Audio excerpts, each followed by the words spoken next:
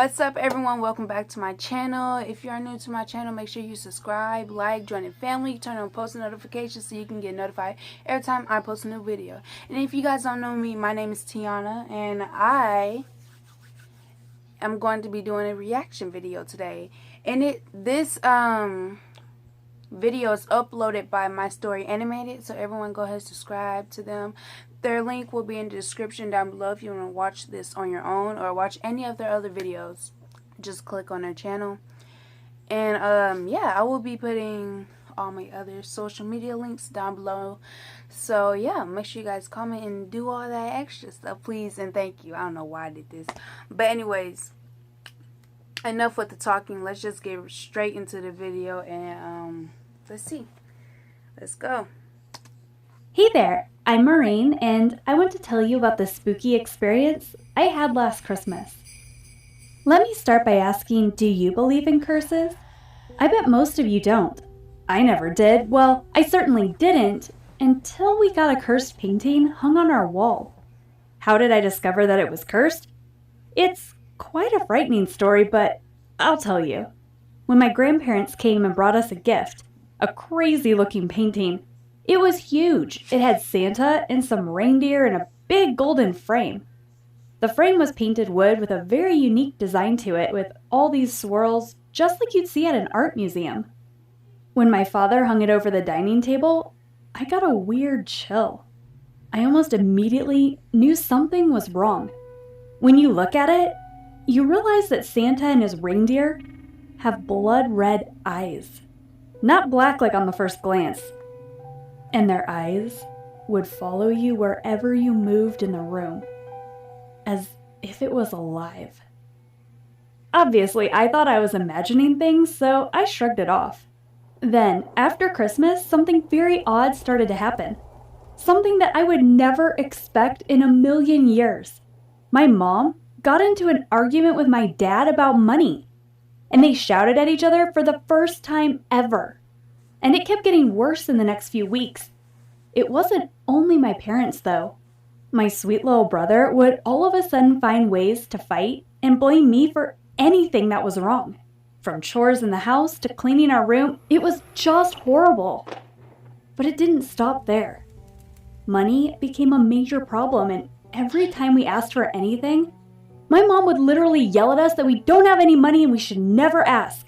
I even heard her mumble once that my brother and I were like two little parasites sucking the life out of her. I couldn't believe it. It made me so sad to hear it that I cried myself to sleep. One night, my father was so furious that he slammed the table during dinner and looked at us so mad that my mom told us to go to our rooms right away. We heard them shouting for hours that day. The next day, I decided that I've had enough of this. Something was definitely wrong and I needed to know what it was. As I was thinking, I felt that awkward feeling I always used to get around that stupid painting our grandparents got us. When I looked up, I could see Santa's eyes gazing at me in the most frightening way. This painting has brought us all the bad luck in the world, and I hit that painting with my fist in anger. I hate you, I screamed. When suddenly, I heard a loud noise of glass being shattered. When I looked behind me, I saw the crystal candle holders that was just laying on the table on the floor, shattered into thousands of pieces. I froze in my place, unable to move. Oh God, something is seriously wrong with that painting. I hurried up to my room and started researching online. I found that some objects, like paintings, may have dark origins, that misguided spirits would sometimes embed themselves into them.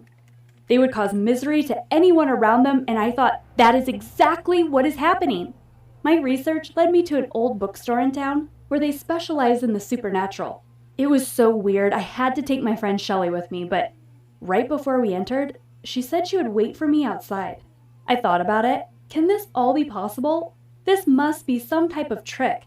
But then I remembered that my dear father was actually about to hurt us last night. He would have never done anything like that ever. I went inside with a mission to find out how to remove this curse. The old lady at the store greeted me, and she said she knew I would come in today. That's odd, I thought, but I was focused. So I told her the story and she nodded. She asked me to wait and brought a dusty book from the back of the store. She said that my solution will be in there. I already thought this was too much, but then the price of the book was exactly all the money I saved over the past few years from allowances and babysitting. I was planning to buy myself a nice dress for the school dance, so I told her that it's too much and went outside.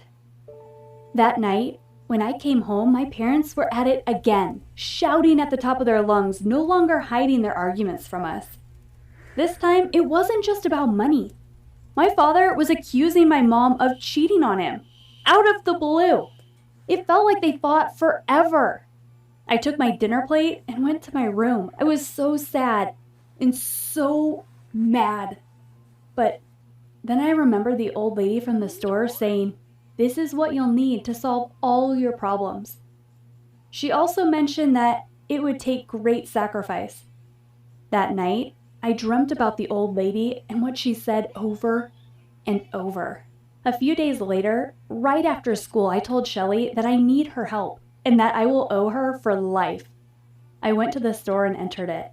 I was ready to give the old lady all the money I saved. I just didn't care anymore. I read the book right away, and in the chapter about how to get rid of curses, it clearly said that I need to take the object, get it blessed with holy water, and then destroy it, preferably by burning. When I got home, we all sat down to dinner, and before we started arguing and fighting, I asked both of my parents if I could speak with them about something very important. They agreed, asking, "What's wrong, honey?" I told them that this family is wrong, that something is wrong with us ever since Christmas, and that since that painting is on our wall, we never stop arguing and being angry. They dismissed it as nonsense, but I insisted that before, we were happy. We were grateful for what we had. They told me that I am imagining things, and that there was no such thing as a curse, and that's how life is. Adults fight sometimes. It doesn't mean that we don't love you and your brother, and that maybe I was just not remembering things clearly, as we were always like this. The next day, I called Shelly and told her that we have a quest to save my family. I told her the plan, and she agreed to help me. She said it was exciting and that it's the only way. We went to the local church. Shelly distracted the attending priest with some questions, and I took a little water from the baptismal font's basin. I curtsied and went outside to wait for Shelly, and she came a few minutes later. We told my mom we were going to study in my room, and that later we're going to a campfire with our friends. She waved at us and continued working in the kitchen. That night, Shelly and I went to the dining room, moved the table, brought the ladder, and took off the painting, all very quietly. We snuck it outside and carried it to the campsite near our home. There was a fire pit dug for campfires, so it was perfect. We brought a few dead tree branches and created a fire teepee around the painting. Then, we followed the instructions in the book. We first sprayed the holy water, then uttered the ritual words, asking the spirits trapped in the painting to let go, freeing them to move on to the next world. It was scary and exciting. The fire started and a weird rainbow of colors came out of the painting, but quickly after, they subdued, and the fire burned the canvas and frame until there was nothing left. I swear I saw Santa's image screaming in agony. I snuck back home through the back door that I left unlocked using a piece of tape. I threw all my clothes in the washing machine as I agreed with my mom before we left for the campfire, took a quick shower, and went to bed. The next day, I woke up to noises from the living room. It was weird, as usually during the weekend, everyone sleeps in, takes their time. But today, I heard talking and furniture moving. Oh, somebody broke My in. parents were not in their rooms when I checked, and I saw my brother in the hallway just waking up, also confused from all the noise. When we went to the living room, my parents told us we were robbed. They were shocked. They were looking in all the drawers and moving around the house like crazy people. I asked if something was wrong, and they said that we were robbed and the robbers came only for our precious Santa painting, and that nothing else was missing. They said that they would need to call the police and report this. My brother started crying. My parents hugged both of us and said it's going to be okay and that we shouldn't worry. My mouth was dry. I got really scared, but decided not to say anything. The police came, and the sergeant said that there was a wave of art thefts in the area. and that there's not much to go on. The gang is very professional and they leave no trace behind. They wrote the report and gave the slip to my dad, then said not to get our hopes up, and that they would let us know if there was any development in the case. I was finally able to breathe again. My mother was weeping, not knowing what to do. We all hugged for the longest time. My parents kept saying that at least no one was hurt over and over again. In the next few weeks, my entire family slowly got back to normal. We were talking and happy. My mother prepared us sandwiches again and kissed my dad goodbye again. They stopped arguing and shouting. At our family dinners, we returned to share funny stories of the day. We laughed and were so very happy. Guys, this is it's a good story. I believe in curses, but I'm not sure why. I think curses only come for if you live inside their house and okay, let's say you live inside their house and you're just there and they don't like you, so they just try to scare your way out of the house, basically. Alright guys, I'm finna watch the rest of this. We laughed and were so very happy. I went back to the old lady from the shop and returned the book. I thanked her and she gave me some of the money back for the book. She said, "Now you can buy your dress." I wondered how she knew, even though I never told her about it, but I didn't think too much about it because I was so very happy. I don't know if it was really a curse or just a coincidence, but I was more than glad it's over. Did you ever have a supernatural encounter or a curse? Tell us your story in the comments below.